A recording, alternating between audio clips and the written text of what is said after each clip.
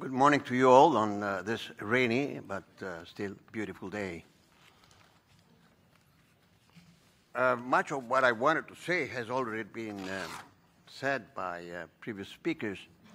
That is the disadvantage when you are in a panel, the third and the last one.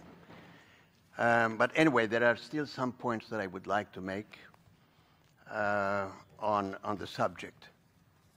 The title of which is sometimes perhaps a little bit confusing or intriguing, but I think that it gives us the chance to discuss the matter in a wider angle.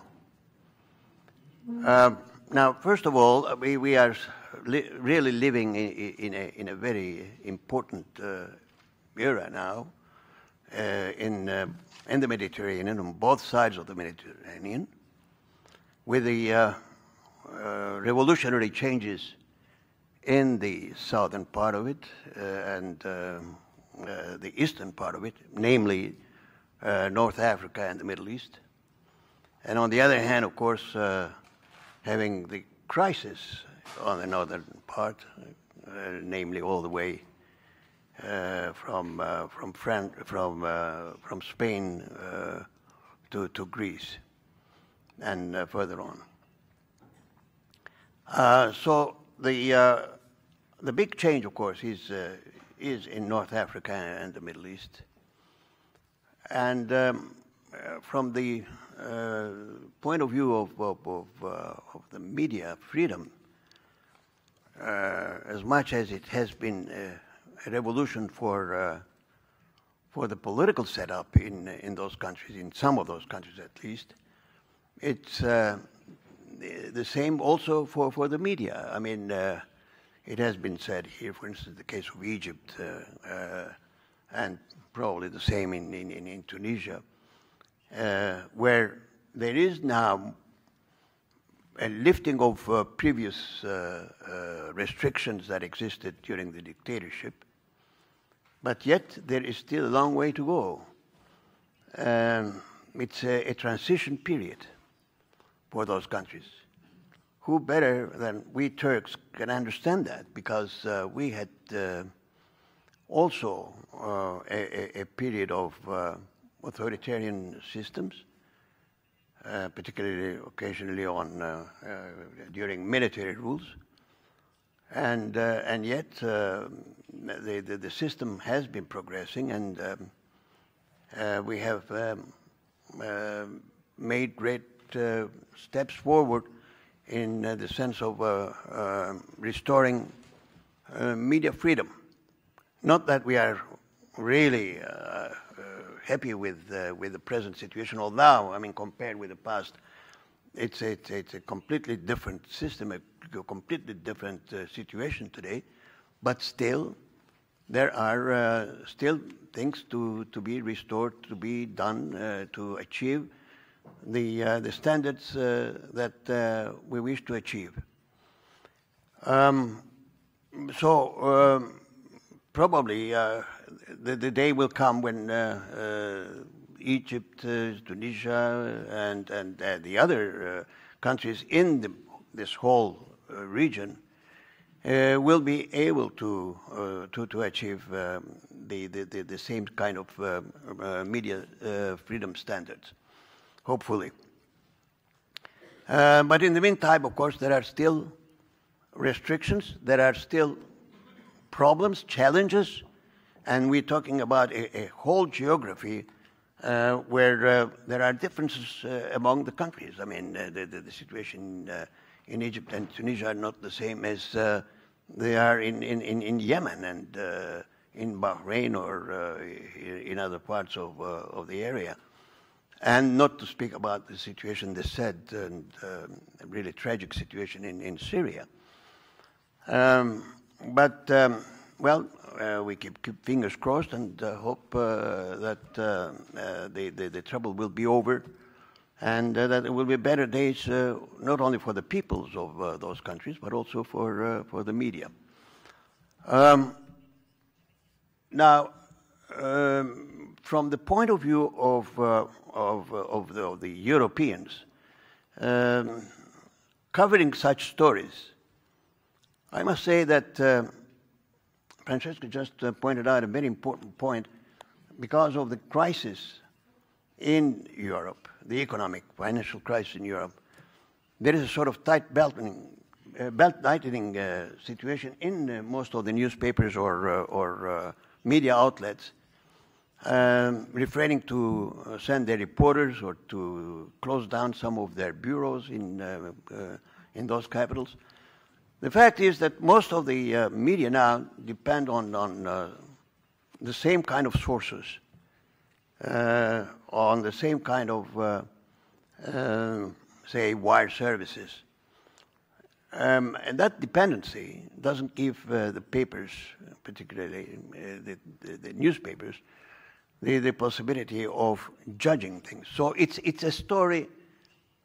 What's happening in North Africa and the Middle East are just hot stories. I mean, reporting about killings, about trouble, in most cases, rather than going into the analysis of it, of in-depth analysis of and comments of what the real story is, what is behind it, what are the historical reasons, what are the cultural reasons, what are the conflicts. This, in most cases, unfortunately, I would say, is being omitted. It's the same to some extent also for the American press. The American newspapers and major outlets of media in the United States are now depending mostly on the wire services more than, except 3 or 4 major newspapers. The others are just on the wire services. And whatever the stereotype is being given, it's been accepted as a fact. So that is the sad part of the story. Now, regarding the title being the limitations and the red lines, of course there are still a lot of red lines in the southern part of the Mediterranean. In spite of, as I said, of the lifting of all the restrictions, or most of the restrictions that used to exist in some of those countries. But, well, after all, it's an upheaval. This is an evolutionary situation, and it's not easy, really. I mean, even particularly for foreign correspondents, to be able to give a just picture of what's going on because of the confusion and the complexity of the problem in terms of culture, in terms of history, in terms of religion. I mean, we being in that part of the world, we can perhaps better understand that most of our European friends, this complexity of, for instance, of the sectarian conflicts that are going on. I mean, in Syria or in Lebanon. So I think that those are questions that need really a further study, a further effort by the European and the northern Mediterranean media outlets to be fair and objective on this subject. Again, another aspect, perhaps it's a very sort of different aspect of the problem, is, for instance, the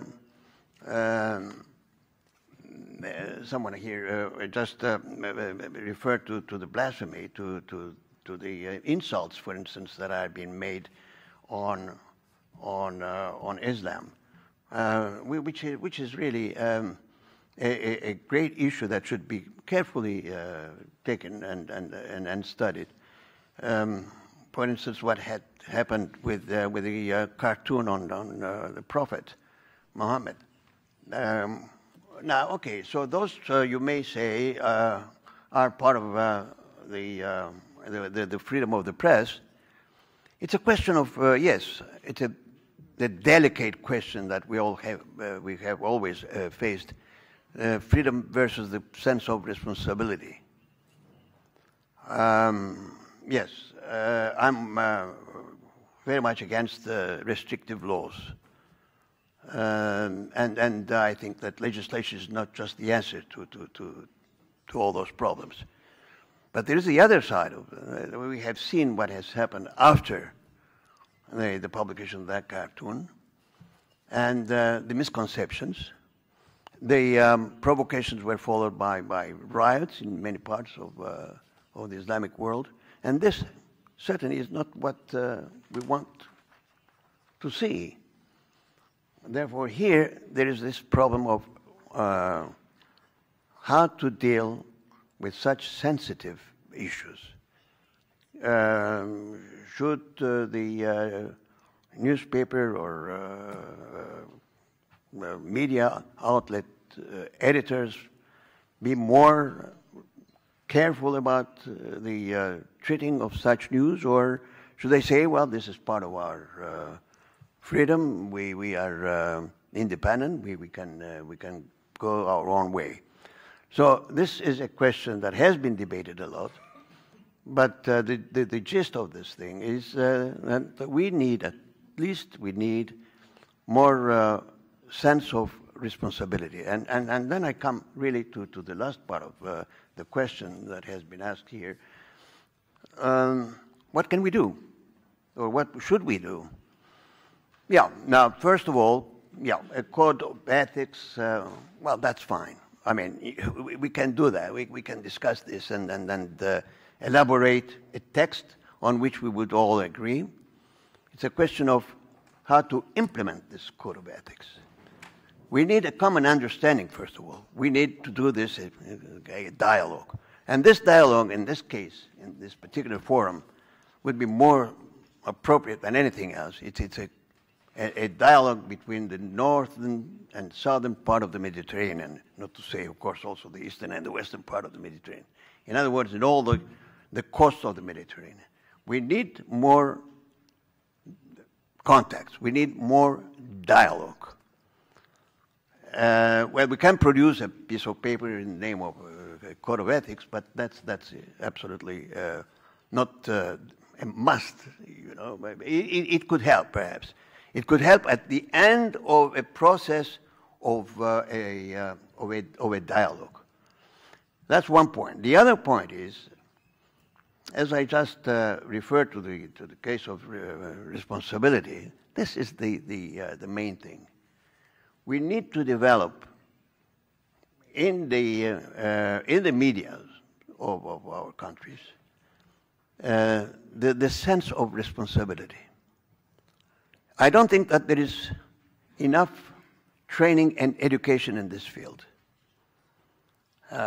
Schools of journalism, faculties in various parts of our world teach you a lot of things, except perhaps giving you the exact training and education on developing this conscious of responsibility. I think that's extremely important. Now, of course, the governance of the media has completely changed. I mean, it's not the same as it was some 50 years ago when I studied journalism. Today, the owners, the publishers, are, whether we like it or not, they are businessmen. They are people who are buying the newspapers, and it's not like the good old days when newspapers were owned by professional journalists who sometimes came from the editorial boards. Whether we like it or not, but this is a fact. And Adams pointed out rightly that this also is part of the problem. Certainly it is part of the problem, but I don't know what the solution is. I mean, we cannot change that. It's not up to the working journalist, except to react, all right, but what's the result of this reaction? There will still be their publishers. But here, again, you know, I come back to the questions of responsibility. I give a lot of importance to that because I know, by experience, we have been involved in such efforts in our part of the world. To give you just a very brief example, when Greece and Turkey were at odds on the brink of a almost armed conflict back in the 1990s,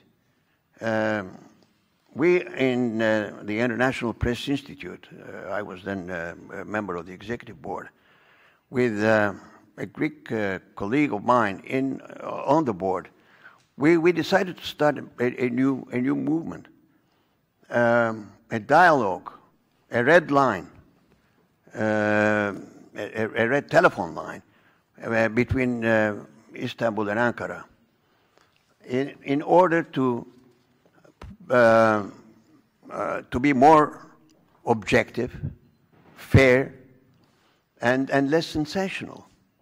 So we developed this into a larger group, which was called Greek-Turkish Forum, which included retired diplomats and prominent academics. So we didn't prevent ourselves, of course, we didn't prevent the conflict, the armed conflict, but we exercised a lot of pressure on our authorities, on our government. So we contributed to the restoration of a better atmosphere between the two countries. Now, today, the problems that existed before, and namely the problem of Cyprus, the problem of continental shelf on the Aegean, that has not been resolved. They are still on the agenda. But the atmosphere is extremely friendly. We have hundreds of thousands of Greeks and Turks visiting each other every year and all that. Business is booming, in spite of the economic crisis in Greece, or until the Greek economic crisis. But that is to give you the example that the media can contribute to an improvement of the atmosphere between nations, between countries, just given the sense of responsibility and the willingness to do that. And I think this forum could be the appropriate place to build bridges between all the shores of the Mediterranean. Thank you.